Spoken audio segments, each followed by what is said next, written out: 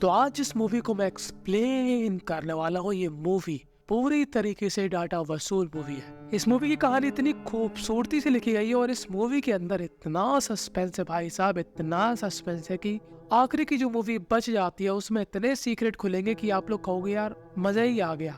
और मूवी का नाम भी यही कहीं लिख कर आ रहा होगा। खैर बिना समय गवाए डायरेक्ट करते हैं इस मूवी को स्टार्ट। तो मूवी स्टार्ट होती है जहाँ पर हमको दो बच्चे दिखाए जाते हैं। इस लड़की का नाम होता है शैलू और इस लड़के का नाम होता है रवि। रवि और शैलू काफी अच्छे दोस्त हैं। अगर शैलू को कुछ भी चाहिए रवि तुरंत उसके लिए वो चीज प्रस्तुत कर देता है। यानी कि भाई को बचपन में ही बचपन का प्यार मिल चुका है और रवि शैलू के खाने के लिए आम से लेकर शैलू को परेशान करने वाले की तक सब तोड़ सकता है। इतना वो उसको पसंद करता है और शैलू भी उसको पसंद करती है। पर शैलू के घर में काफी समस्या है। दरअसल शैलू की माताजी मर चुकी थी और शैलू के पिताजी ने दूसरी शादी कर ली और दूसरी माँ तो हम सभी को मालूम साक्षात शैतान का रूप। तो वो शैलू को बिल्कुल भी पसंद नहीं करती और शैलू के पिताजी और शैलू की सौतेली माता यही चाहती है कि जो शैलू के नाम पर जमीन है वो जमीन वो इनको दे दे और बदले में ये दोनों उसकी केयर करेंगे, क्योंकि अभी शैलू की केयर करती है शैलू की दादी माँ। और शैलू की जिंदगी में बस यही पंचायत है और शैलू यहाँ से चली जाती है कि तभी यहाँ पर रवि के पापा आ जाते हैं और रवि यहाँ से भाग जाता है। पर रवि के पिताजी शैलू से काफी प्यार से बात करते हैं, पर ये वाला प्यार नहीं होता, केयर वाला।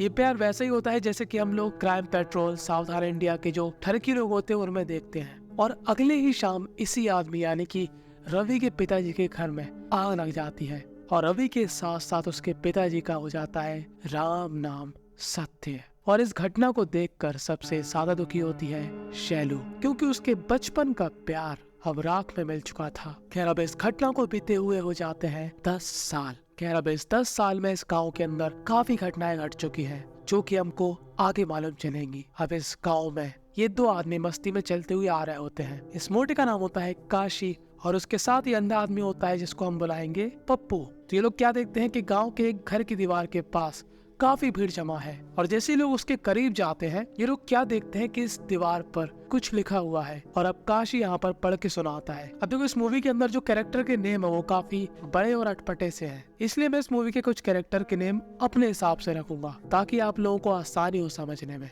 मतलब आप लोग देख रहे हो मुझे आपकी कितनी परवाह है। तो यार इतनी परवाह यार कौन करता है आज के जमाने में, यार एक सब्सक्राइब कर दो ना। खैर काशी सबको पढ़ के सुनाता है कि गांव की रानी और राम प्रकाश के बीच में चक्कर चल रहा था और पास में ही रानी का पति खड़ा होता है और वो काफी गुस्से में आ जाता है और कहता है कि आज मैं अपनी बीवी को निपटा ही दूंगा। पर तब ये लोग क्या देखते हैं कि वो दोनों ही पहले से ही निपट चुके हैं। जी हाँ, इन दोनों की ही मौत हो चुकी है। और तभी इस भीड़ के बीच में से एक महिला आती है और यहाँ पर ये बुड्ढा कहता है अबे तू कहाँ जा रही है, सब्र कर ले। तभी ये महिला इस बुड्ढे के मुंह पर खींच के एक चांटा मारती है और कहती है कि मैं इस इलाके की नई एसआई हूँ। अब एसआई कहती है कि यार ये तो मर्डर वगैरह लग रहा है, पोस्टमार्टम होगा। तभी गांव के लोग कहते हैं कि अबे तू कौन होती है, पहले लैंडलॉर्ड को आने दे यहाँ के, वो फैसला लेगा। और लैंडलॉर्ड का नाम होता है प्रकाश और प्रकाश की बीवी का नाम होता है राजेश्वरी। अब एक तरफ प्रकाश जो कि काफी गुस्सैला आदमी होता है और काफी ज्यादा खुन्नस में रहता है हर समय कि उसके पिता ने आखिर क्यों इन गांव वालों को अपनी जमीन दे दी रहने के लिए, और दूसरी तरफ उसकी बीवी जो कि काफी कोमल स्वभाव की होती है, कुछ ज्यादा ही कोमल। पर इस मूवी की कहानी ना इतनी आसान नहीं है जितनी अभी चाह रही है। आखिर में ऐसा मजा आएगा ना भाई साहब, तुम लोग भी कहोगे यार ऐसी ही मूवी और चाहिए। खैर अब प्रकाश यहाँ पर नशे की हालत में इस भीड़ के पास जाता है और एसआई से कहता है कि तुमने जहर खाया है, यानी कि तुमने आत्महत्या करी है, पोस्टमार्टम की कोई जरूरत नहीं है, तुम्हारा काम हो गया, जाओ यहाँ से। मतलब सीधी सीधी बात है कि यहाँ पर प्रकाश का होता है रौला। अब प्रकाश ने जो कह दिया सो कह दिया, वो चीज हो गई पत्थर की लकीर। चाहे एसआई आए, चाहे कमिश्नर आए, चाहे कोई भी आए, गांव वाले बात मानेंगे सिर्फ प्रकाश की। अब इस घटना के बाद गांव में थोड़ा डर का माहौल था, पर काशी को घंटा फर्क नहीं पड़ता। काशी का मिशन सिर्फ एक ही है, उसको बस करना है लौंडियाबाजी, जो कि इस समय चालू थी इस महिला के साथ जिसका नाम होता है नागमणि। पर नागमणि उसको भाव नहीं देती क्योंकि नागमणि का किसी और से चक्कर चल रहा था जो कि था मुंशी। अब यहाँ से सीन शिफ्ट होता है और हमको दिखाया जाता है एक आदमी। ये आदमी दरअसल होता है एक डॉक्टर जो कि काफी अच्छा इंसान होता है, जो कि लोगों की मदद करता है। अगर किसी के पास पैसे नहीं है तो वो उनको पैसे देता है, इलाज भी करता है, मतलब एक सज्जन इंसान होता है। और कुछ दिनों बाद इस गाँव में एक शादी होती है जहाँ पर ये फोटोग्राफर जिसका नाम होता है शिवा शिवा के बारे में मैं आपको पहले बताना भूल गया। जब वो दोनों की डेथ हुई थी तब शिवा वहाँ पर फोटो खींच रहा था और आज भी शिवा यहाँ पर फोटो खींच रहा है क्योंकि वो एक फोटोग्राफर है। अब इस गांव में कुछ दिनों के बाद एक काफी बड़ा मेला लगने वाला था जिसके लिए पुजारी प्रकाश के घर में चंदा मांगने आता है। पर प्रकाश कहता है तेरी बहन की निकल यहाँ से। पर प्रकाश की बीवी राजेश्वरी देवी कहती है अरे आप खाली हाथ मत जाइए, मैं हूँ ना, मैं आपको चंदा देती हूँ, आप लोग धूमधाम से मेले का आयोजन कीजिए। और यहाँ पर मस्त धूमधाम से मेला मनाया जाता है कि तभी मेला खत्म होने के बाद जो अगला मंगलवार पड़ता है उस मंगलवार को वही सेम घटना होती है जो कि कुछ दिनों पहले हुई थी। एक दीवार में लिखा होता है कि गांव की नागमणि का मुंशी के साथ अफेयर है और अब पूरा गांव दोनों को ढूंढने लगता है।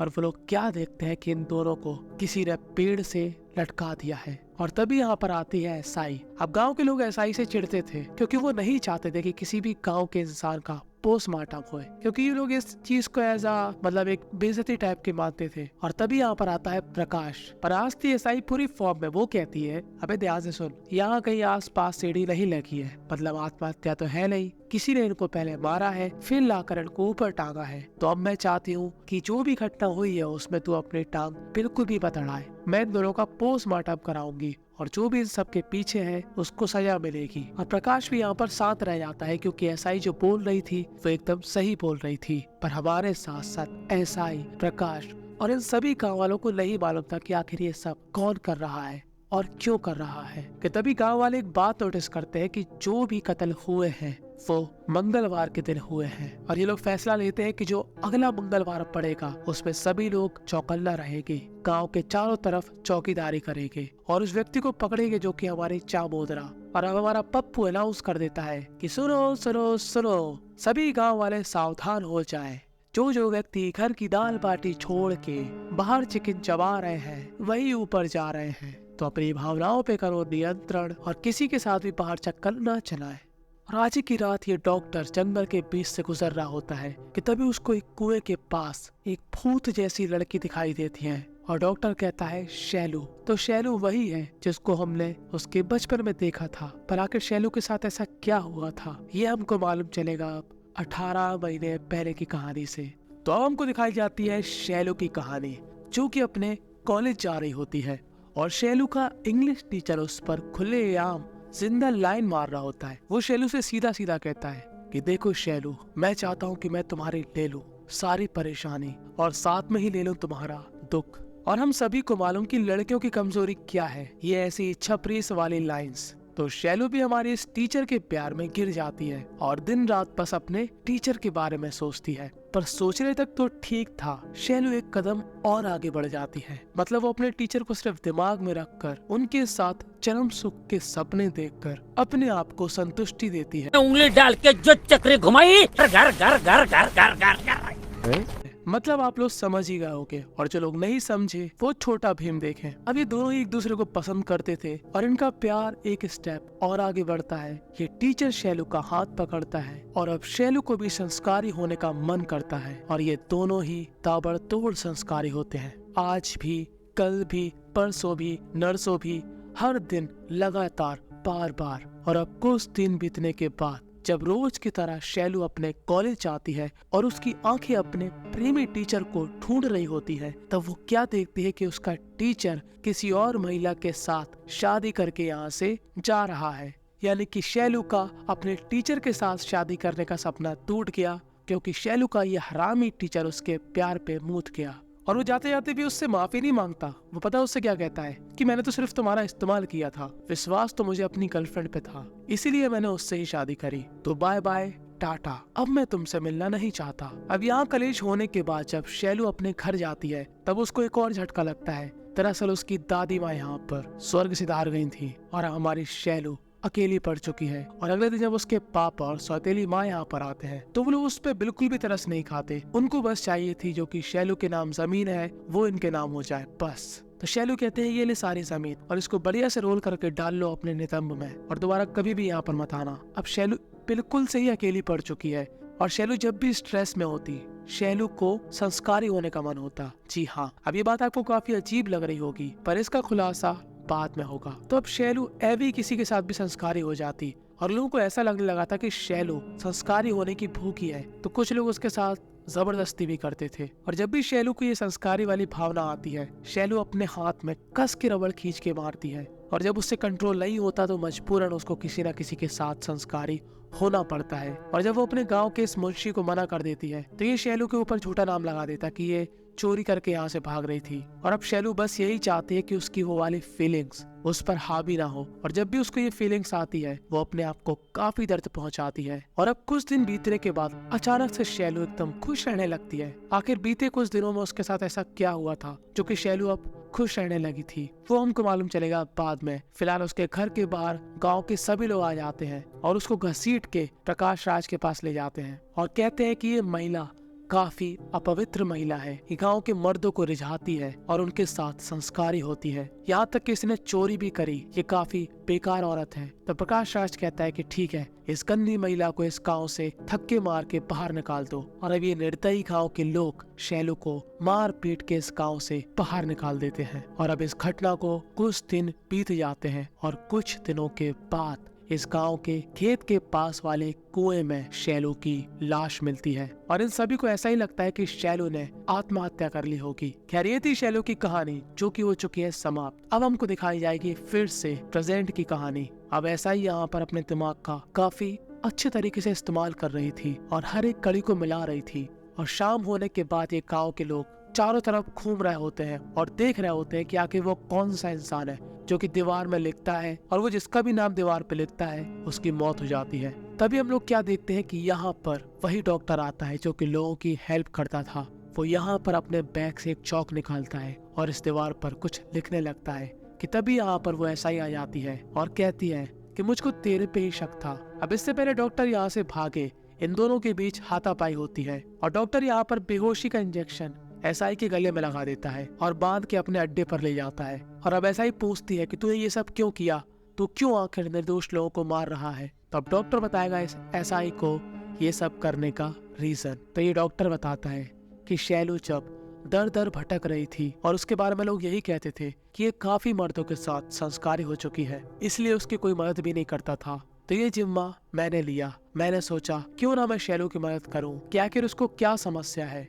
और वो शैलू का ब्लड लेकर उसकी जांच कराता है और जब शैलू की रिपोर्ट आती है तब ये डॉक्टर कहते हैं कि शैलू को एक काफी अजीब सी बीमारी है जिसको बोलते हैं हाइपर सेक्सुअल डिसऑर्डर, यानी कि उसके अंदर वो डिजायर वाली फीलिंग और लड़कियों के मुकाबले 10 गुना ज्यादा होती है और वो चाहकर भी अपनी उस फीलिंग को कंट्रोल नहीं कर सकती। और ऐसे पेशेंट इस फीलिंग को कंट्रोल करने के लिए अपने आप को या तो दर्द पहुंचाते हैं या तो किसी के साथ संस्कारी हो जाते हैं। और ये ऐसी समस्या है कि जिसको समाज नहीं समझने वाला। और ऐसी बीमारी उन्हीं लोगों को होती है जो कि बचपन में काफी स्ट्रेस में रहा करते थे, उनके घर में काफी फैमिली प्रॉब्लम्स हुआ करती थी, जिन्होंने काफी मेंटली ट्रॉमा झेला, पर इसको कंट्रोल किया जा सकता है दवाई देकर। तो अब ये जिम्मा उठाता है ये डॉक्टर। अब ये डॉक्टर शैलू को अपनी बेटी की तरह ट्रीट कर रहा था क्योंकि डॉक्टर की भी एक बेटी थी पहले जिसने सुसाइड कर लिया था मेंटली प्रेशर की वजह से, और इस डॉक्टर को उस बात का अभी तक रिग्रेट है। और ये एसआई डॉक्टर की बातों को काफी ध्यान से सुन रही होती है। पर दूसरी तरफ इसी गाँव में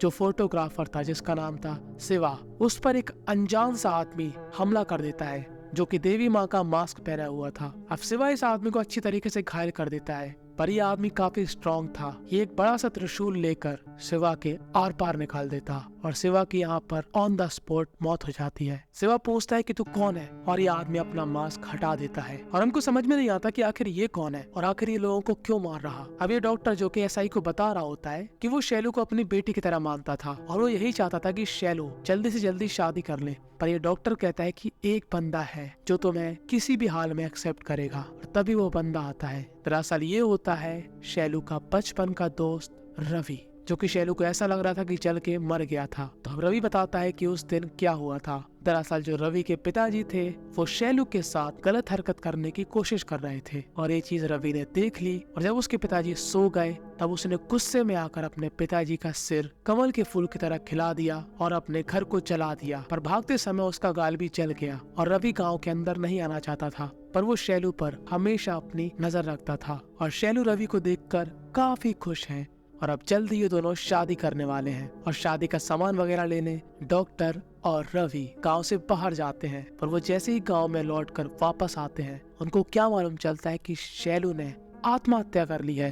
अब शैलू की जिंदगी में कोई दुख ही नहीं था, उसकी जिंदगी में अच्छे दिन फिर से वापस आ गए थे, तो आखिर वो क्यों सुसाइड करेगी? यही बात हमारी तरह इन दोनों को भी समझ में नहीं आ रही थी। तभी ऐसा ही पूछती है, तो तुम लोगों को क्यों मार रहे हो? तभी डॉक्टर कहता है क्योंकि शैलू ने आत्महत्या नहीं करी थी, उसका मर्डर हुआ था जो कि 6 लोगों ने मिलकर किया था। उन 6 में से 4 लोगों की मौत हो चुकी है। अब डॉक्टर को नहीं मालूम कि शिवा की भी मौत हो चुकी है, यानी कि टोटली 5 लोगों की मौत हो चुकी है। पर वो आखिरी इंसान कौन है जिसको अब ये लोग मारना चाहते हैं? कि तभी हम लोग क्या देखते हैं कि डॉक्टर के घर के बाहर ही प्रकाश राज इनकी बातें सुन रहा होता है और ऐसा ही पूछती है कि वो आखिरी इंसान कौन है जिसको तुम लोग मारने वाले हो। तब ये डॉक्टर कहता है कि वो आखिरी इंसान है प्रकाश राज की बीवी राजेश्वरी देवी। और ये बात सुनकर प्रकाश राज काफी रफ्तार में अपने घर जाता है और अपनी बीवी राजेश्वरी देवी का गला पकड़ लेता है और उसको इतना मारता है कि उसका भूत बना देता है और कहता है कि तू नीच औरत जिसने उस लड़की को मरवाया, बता क्यों तूने उसको मरवाया? दरअसल ये बात है जब शैलू अपने घर की ओर जा रही होती है तब 3-4 लोग उसके पीछे पड़ जाते हैं, जंगल की ओर निकल जाती और जंगल के पास में ही प्रकाश राज का एक पुराना घर था। और वो जैसे उस घर के अंदर जाती है वो क्या देखती है कि यहाँ पर एक लड़का और एक लड़की लगे पड़े हैं एक दूसरे के साथ संस्कारी होने। और जैसे ही शैलू इन दोनों की शक्ल देखती है उसको क्या मालूम चलता है कि ये महिला दरअसल राजेश्वरी देवी है और ये पुरुष दरअसल शिवा है। और शैलू इतनी हड़बड़ी में होती है कि वो अपने पैरों से आवाज कर देती है और राजेश्वरी देवी उसको देख लेती है। तो राजेश्वरी देवी को डर था कि अगर गलती से भी शैलू ने उसके अफेयर की बात प्रकाश राज को बता दी तो वो किसी को भी नहीं छोड़ेगा। इसलिए राजेश्वरी देवी अब शैलू को मारना चाहती है और जिस दिन उसको गांव से बाहर निकाल दिया जाता है उसी दिन राजेश्वरी देवी, शिवा और राजेश्वरी देवी के 4 और चमचे मिलकर शैलू को यहाँ पर मार डालते हैं। और ये बात अब प्रकाश राज को भी मालूम चल चुकी है। तो पता वो क्या करता है, वो अपनी बीवी में पेट्रोल डालकर जिंदा उसका स्वाहा कर देता है। और डॉक्टर भी यहाँ पर ये सब देख रहा था। और दूसरी तरफ जो हमारा रवि था जिसने शिवा को मार दिया था वो भी काफी घायल हो चुका था, तो वो उसी कुएं में कूद जाता है जहाँ पर शैलू का मर्डर हुआ था। और अगले दिन सबको ऐसा ही लगता है कि राजेश्वरी देवी गलती से जल के मर गई। पर डॉक्टर प्रकाश राज से कहता है कि मुझको सब कुछ मालूम कि तूने ही अपनी बीवी को ऊपर पहुंचाया। पर इस पूरी कहानी में हमको एक बात समझ में नहीं आई कि आखिर डॉक्टर को किसने बताया कि शैलू को उन 6 लोगों ने मारा था। तो अब आने वाला है मूवी का एक भयानक ट्विस्ट। तो जब शैलू को राजेश्वरी देवी और उसके साथी मार रहे थे तभी यहाँ पर मदिरा पान कर रहा था अंधा पप्पू। और यहाँ पर हमको मालूम चलता है कि अंधा पप्पू दरअसल अंधा नहीं होता, यही बंदा था जिसने उन 6 लोगों को शैलू का मर्डर करते हुए देखा था। और पप्पू ही था जिसने डॉक्टर और रवि को बताया था कि शैलू को किसने मारा था। देखो पप्पू अंधा इसलिए बन के रहता था ताकि लोगों को उस पर तरस आए और फ्री में ही उसके खाने पीने की व्यवस्था हो जाए। और बस यहीं पर ये मूवी थी एंड हो जाती है। मुझे मालूम है कि ये वीडियो थोड़ी बड़ी बन चुकी है पर क्या करें यार, मूवी इतनी बेहतरीन थी। और अगर आपको सिर्फ साउथ की मूवी चाहिए तो उसके लिए आप मेरे एक दूसरे चैनल जिसका नाम है बोलो पर्सेस उसको भी सब्सक्राइब कर सकते हो। इस मूवी से हमको यही सीखने को मिला कि हमें किसी को जब तक गलत नहीं बोलना चाहिए जब तक हम उसके बारे में पूरी जानकारी नहीं रखते, और ना ही हमें किसी के खिलाफ अफवाह फैलानी चाहिए। तो यही थी आज की ज्ञान की बात। सेंधा नमक लगाकर